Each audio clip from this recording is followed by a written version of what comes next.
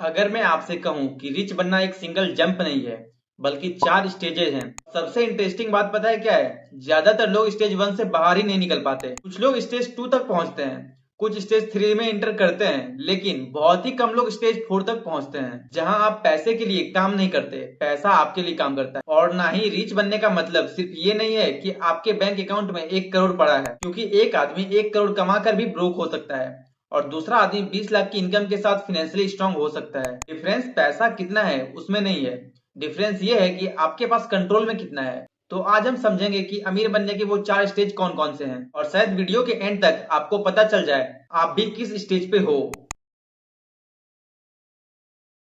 पहली स्टेज है सर्वाइवल। ये वो स्टेज है जहां आपका प्राइमरी गोल होता है बस महीना निकल जाए, सैलरी आई, रेंट गया, ईएमआई गई, ग्रोसरी गई, इलेक्ट्रिसिटी बिल गया, फोन रिचार्ज गया, और फिर अकाउंट देखा तो 2000 रुपए बचे हुए हैं।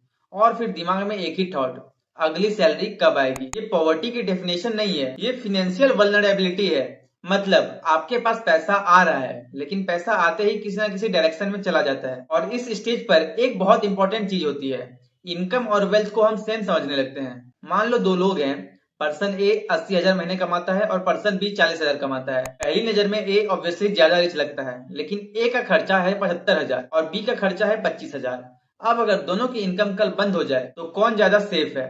पर्सन बी, क्योंकि वेल्थ सिर्फ ये नहीं है कि आप कितना कमा रहे हो। वेल्थ का एक सिंपल कॉन्सेप्ट है, आपके पास कितना बचता है, कितना इन्वेस्ट होता है, और आप कितना टाइम तक बिना इनकम के सरवाइव कर सकते हो। इसीलिए स्टेज 1 में पहला टारगेट लैम्बोर्गिनी नहीं है, पहला टारगेट है financial breathing room, emergency fund, unnecessary डेब्ट को कंट्रोल करना, एक्सपेंसेस को समझना, और इनकम बढ़ने की स्किल डेवलप करना। क्योंकि जब हर महीने आप जीरो पर रिसेट होते हो तो वेल्थ क्रिएट करना ऑलमोस्ट इम्पॉसिबल हो जाता है। लेकिन मान लो अब आपकी इनकम एक्सपेंसेस से कंफर्टेबली ज्यादा है, आपके पास पैसा बचने लगा, तो क्या आप रिच बन गए? नहीं। अब आप एंटर करते हो स्टेज 2 में, स्टेबिलिटी। ये स्टेज बोरिंग लगती है, लेकिन एक्चुअली वेल्थ बिल्डिंग की फाउंडेशन यही बनती है। स्टेज 2 में आपका माइंडसेट चेंज होता है। पहले क्वेश्चन था मैं इस महीने कैसे मैनेज करूंगा, अब क्वेश्चन होता है मैं फाइनेंशियली सेफ कैसे रहूंगा। यहाँ आप इमरजेंसी फंड बिल्ड करते हो, इंश्योरेंस को सीरियसली लेते हो, हाई इंटरेस्ट डेब्ट को कंट्रोल करते हो, रेगुलर सेविंग और इन्वेस्टिंग स्टार्ट करते हो, और सबसे इंपॉर्टेंट, आप लाइफस्टाइल इन्फ्लेशन को कंट्रोल करना सीखते हो। क्योंकि इनकम बढ़ने के साथ एक डेंजरस गेम स्टार्ट होता है, इसे कहते हैं लाइफस्टाइल इन्फ्लेशन। 30,000 सैलरी थी, नॉर्मल रूम, 60,000 सैलरी हुई बेटर रूम, 1 लाख हुई कार, 2 लाख हुई बड़ी कार, और 4 लाख हुई और बड़ा हाउस। प्रॉब्लम ये नहीं है कि आप बेटर लाइफ जीना चाहते हो, प्रॉब्लम तब है जब आपकी इनकम बढ़ती रहे और फाइनेंशियल फ्रीडम उतनी ही दूर होती रहे। आप ज्यादा कमा रहे हो लेकिन ज्यादा रिच नहीं हो रहे हो, because your expense are running behind your income. Stage 2 का ऑब्जेक्टिव देयरफॉर सिंपल है, इनकम का एक्सपेंस से परमानेंटली सेपरेट करना। मतलब सैलरी आता ही सबसे पहले फ्यूचर को पे करो, ना कि सैलरी से शॉपिंग, एंटरटेनमेंट, बिल्स, जो बचा वो इन्वेस्टमेंट, बल्कि उसके बदले सेविंग्स, इन्वेस्टमेंट, एक्सपेंसेस, ये सब करो। और यहाँ एक और पावरफुल कॉन्सेप्ट एंटर करता है, कंपाउंडिंग का। इसका मैजिक ये नहीं है कि 10,000 एक साल में 20,000 बन जाएगा, मैजिक ये है कि टाइम के साथ रिटर्न्स भी रिटर्न जनरेट करके देता है। इसीलिए वेल्थ बिल्डिंग में अर्ली स्टार्ट का एडवांटेज ह्यूज होता है। आपको हर बार परफेक्ट इन्वेस्टमेंट ढूंढने की जरूरत नहीं है, आपको सबसे पहले एक चीज चाहिए, टाइम। लेकिन अभी आप कंप्लीटली रीच नहीं हुए हो, क्योंकि स्टेज 2 में एक प्रॉब्लम है, आपकी वेल्थ अभी भी आपके एक्टिव इनकम पर हैवीली डिपेंडेंट है। अगर आप काम करना बंद कर दो तो इनकम भी लार्जली बंद हो जाएगा। और यहीं से आती है स्टेज 3। स्टेज 3 में गेम चेंज हो जाता है। अब आपका क्वेश्चन नहीं होता मैं पैसे कैसे बचाऊं, अब क्वेश्चन होता है मैं पैसा कैसे मल्टीप्लाई करूं। और इसका आंसर सिर्फ इन्वेस्टिंग नहीं है, एक्चुअली वेल्थ क्रिएशन के दो इंजिन होते हैं, इनकम और ऑनरशिप।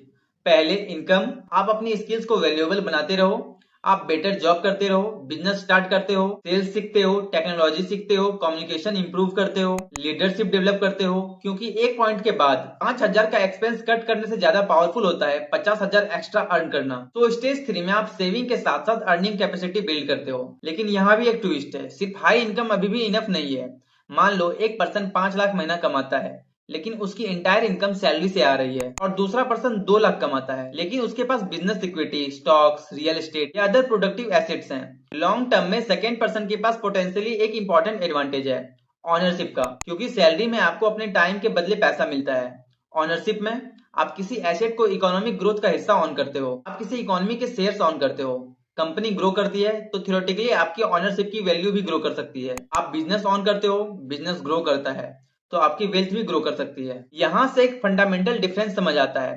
रिच पीपल सिर्फ इनकम नहीं चेज करते, दे एक्यूमुलेट प्रोडक्टिव एसेट्स। और इसी वजह से स्टेज 3 में एक और कॉन्सेप्ट एक्सट्रीमली इंपॉर्टेंट है, नेटवर्थ। आपकी सैलरी 2 लाख है, ये इनकम है। आपके पास 30 लाख का एसेट्स है और 10 लाख का डेप्ट है। आपकी नेटवर्थ रफली 20 लाख है।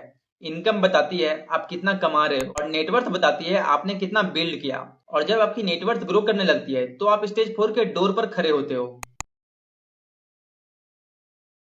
स्टेज 4 का नाम है फ्रीडम। और मेरे हिसाब से ये सबसे मिसअंडरस्टूड स्टेज है, क्योंकि फ्रीडम का मतलब ये नहीं है कि आपके पास प्राइवेट जेट हो।